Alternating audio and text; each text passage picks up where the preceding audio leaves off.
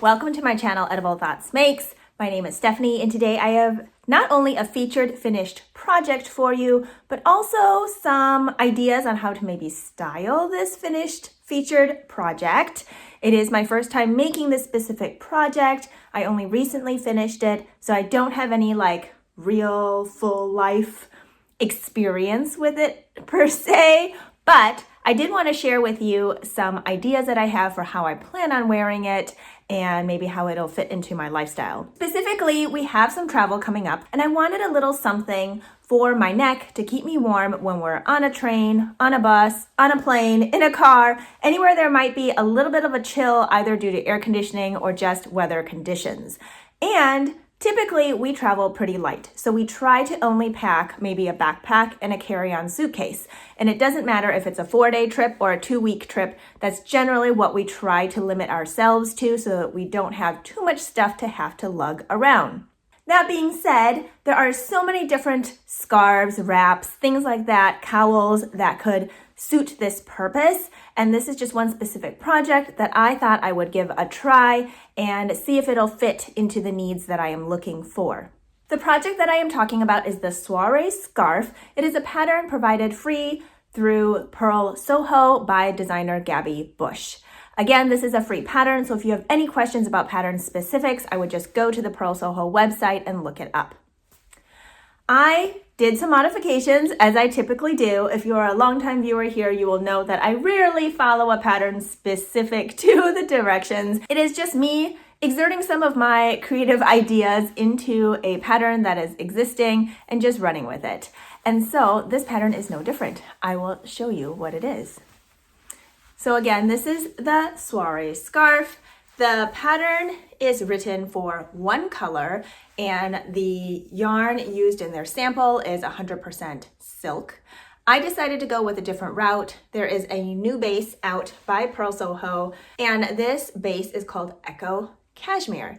It is made out of recycled cashmere, so it's 95% cashmere and 5% other, just from the little bits of other things that might end up in the mix. And it is a fingering weight yarn. It comes in 50-gram balls that are already ready to go. You don't have to wind them into cakes if you don't want to. They're like little donuts. I'll show a picture here on the screen so you can see what they look like. And I decided to do it a little differently. This pattern is knit on US 3 or 3.25 millimeter needles, which is what I used. And I decided to do 4 colors on mine instead. So it will look a little bit different from what it looks like in the pattern. I will flash a picture of the pattern photo here on the screen so you can get an idea. The pattern does come in 2 sizes, and it is knit from end to end. So you start on one tip and increase all the way to the center, and then you decrease. And this one is symmetrical, so it's kind of a diamond, like a very long diamond shape.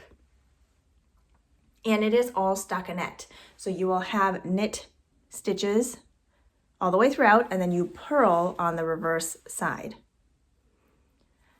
And the edgings on this are slipped, so it's a slip stitch on both sides, which does have a tendency to curl because it is a stockinette fabric.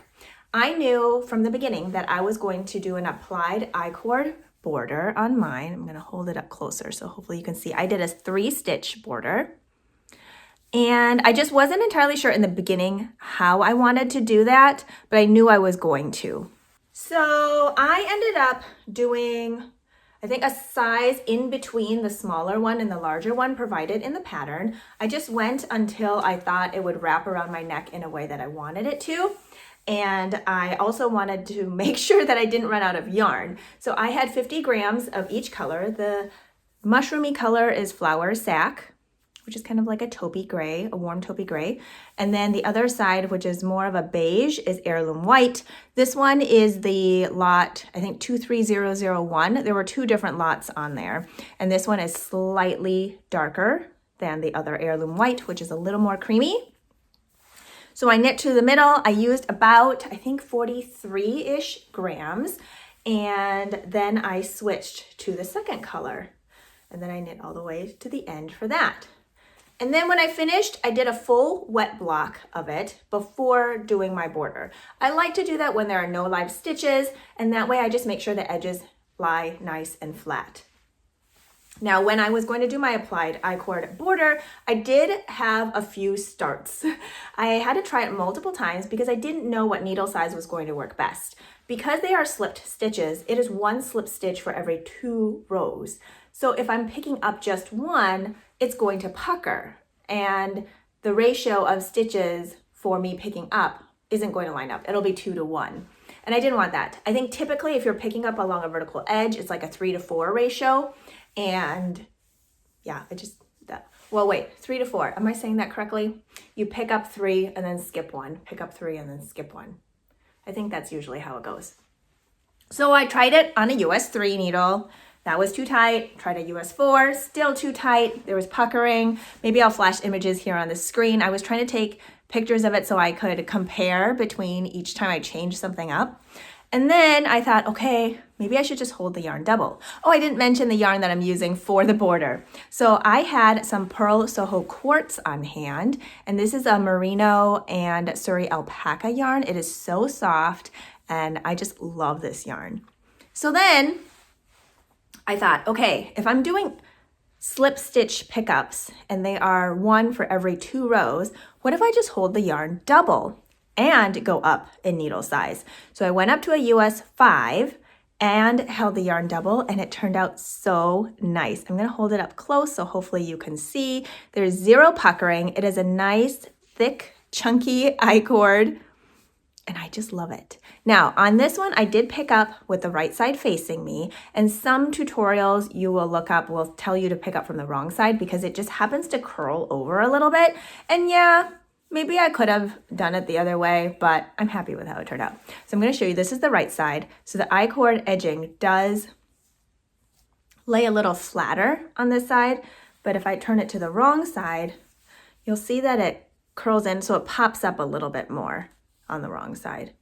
Either way, it's fine. I don't mind, but I think if I were to try it again, maybe I would try with the wrong side facing. I really couldn't tell too much while I was doing the border. It is only after I did my final steam block. The second time I didn't do a full wet block again. I just did a steam block. And yeah, that I noticed that my I-cord was more pronounced or just sticks out a little bit more on the wrong side than on the right side. The colors I used for the I-cord border are Pink Guava, which is this neon coral color, and then Peony Pink is this really light pale pink color. So I ended up using 4 colors in this scarf, and I love that. I like the little pop of color against the neutral, and yeah, it is so much fun. I think I used about 10 grams for each color in the border. So in total, this project was about 100 grams. So if you decided you had one special skein that you wanted to use for this project, you could use up the whole thing. If you have a sock set but don't want to make it into socks, you could also just use the mini for the I-cord border and then use the full 100 grams for the middle. Maybe you have yarn remaining from other projects, 50 grams, you want to do one of each here. You have other remaining yarns from other things that you think would coordinate well, you could do a border there. I love mixing a neonish color with a neutral or having it be a little more subtle in the border, and I just love that I have so many different colors on here that I can wear it different ways and have it look a little different depending on what I am wearing it with. So with that, let's transition into wearing this project. Okay, first off, right now I am wearing my Slightly Sassy V. This is a pattern by Amy Scher, and I have knit this in Pearl Soho's linen quill. The colorway is Lychee Pink. It is a nice earthy pinky red that's heathered. It has fitted sleeves, a nice V-neck. I can't get the view of the bottom here, but it hits me a little bit past high hip. And yeah, so that is what I'm going to wear to show you today. I brought a couple jackets that I thought would go well with it as well, just to kind of show you a little bit more. Yeah, so here we have the scarf. There are multiple ways to wear this. Because the center is wider or deeper, it can provide more coverage. And I didn't write down any of these options, so hopefully I don't leave anything out and hopefully I don't repeat myself. So we will see how this goes. The first way is I would fold it this way so that instead of that diamond shape, I end up with one flat edge and then one dipped triangular edge, I guess. But then I would just center it here on the front and wrap it around. I can leave it loose or I can give it like a single knot, half knot. If I don't want it flipping around, I can double knot it. And there we go. So that's a very easy way to wear it. If I didn't want my neck to be cold, since I'm wearing a V-neck, it just gives a little bit of coverage. I like that there's this two-toned in the neutral colors, and I like that there's a little bit of pop here with my border. So that is one way. If I wanted extra layer of warmth, I could wear it with a quilted vest, and that tucks in really nicely there. Okay, another way is actually, if I wanted more of this I-cord to show, I would just pop it upwards. And then I get kind of a nice outline along there. So again, it would be the same way of putting it on. It would just be flipping this bottom part up. Okay, another way, still keeping it folded, is to wear it around the back of my neck.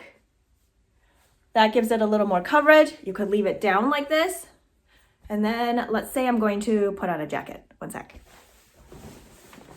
So if I'm going to put on maybe a jean jacket for the spring, just for a little extra warmth, I could just keep this folded here and then button up, and that would just keep some wind from coming in up there.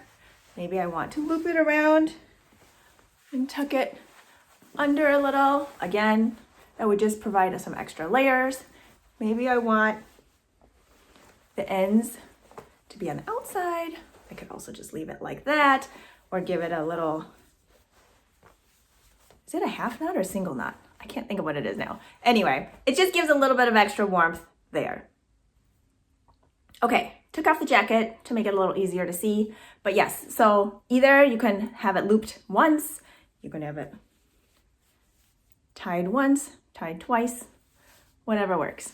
Okay, another option, and I was thinking about this with like wind and rain that happens usually in the spring, is to wear it over my head. And I think I would fold that top part in just so it doesn't stick out. And then I would loop it around the back like so, and maybe tuck those ends in.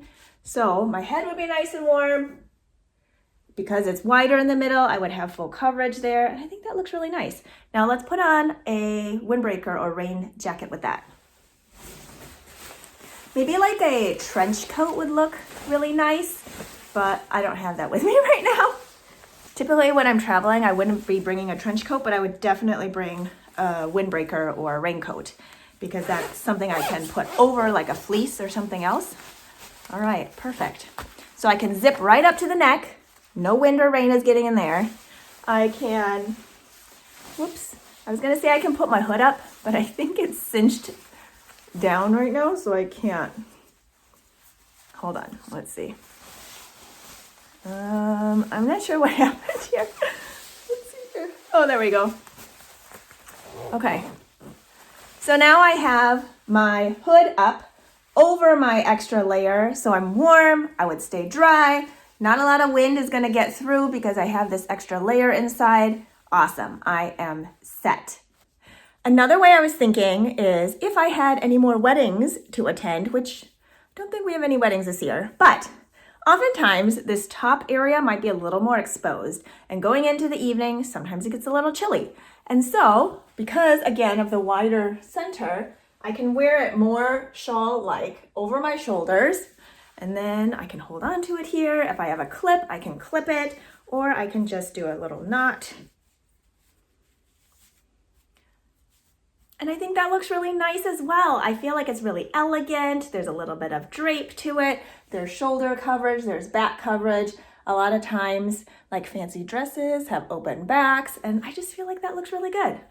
And because it's so small, it can fit really easily into a backpack, a little purse, maybe not too little, not like a purse that's not functional, but something a little bit bigger. I'm gonna roll it up here so you can get an idea of the size. I'm not gonna roll it up super tight, but again, so this is 100 grams of yarn, and I did not do a very good job of rolling that up, but it is not terribly big. I feel like compared to some other shawls that I would wear in these ways, that this is a little more compact. And again, because when we travel, we like to pack light, I feel like this is something that is going to be perfect for traveling. Plus, it is really, really soft. There's no prickle factor. And sometimes when we're traveling, I just don't have as many of the things that I might generally reach for when I'm seeking comfort and warmth and just a little something. And so just having something like this to touch and hold and feel and wear is going to bring a little bit of that comfort with me when we're out on the road and traveling and away from our typical home comforts. Oh, one more way to wear it before I forget is, again, it would be folded, but folded again this way, long ways, and then just wrapped around my neck and then looped through that fold. So this way it kind of gives like a little bit of a cowl bandana look. Again, it would sit under a coat, I feel like, pretty easily. And with this triangle part in the front, it would provide a lot of nice chest and neck coverage, especially when wearing a V-neck. And this one won't be going anywhere. There's no knots or anything, but it also won't go anywhere. Okay, I remembered one more. Now, because this is a stockinette fabric and the edges would naturally want to go in on itself, I have it pressed out so it doesn't do that. However, if I give it a tug on both ends, it naturally turns into this like skinnier scarf situation with the ends curled in. And then, so if I wanted to wear it more of that like skinny scarf look, I totally can. And I think that looks really nice too. Again, I've got the two-toned colors, which I think look really nice. And I've got the I-cord edging, and that looks really nice. So yeah, I think that's all of the options that I was thinking of, and I look forward to taking this on many trips to come. I hope that gives you some ideas on how to possibly wear this scarf or maybe something similar. There are a lot of little scarf patterns out there, and this is just one that I have given a go. Take care and happy knitting.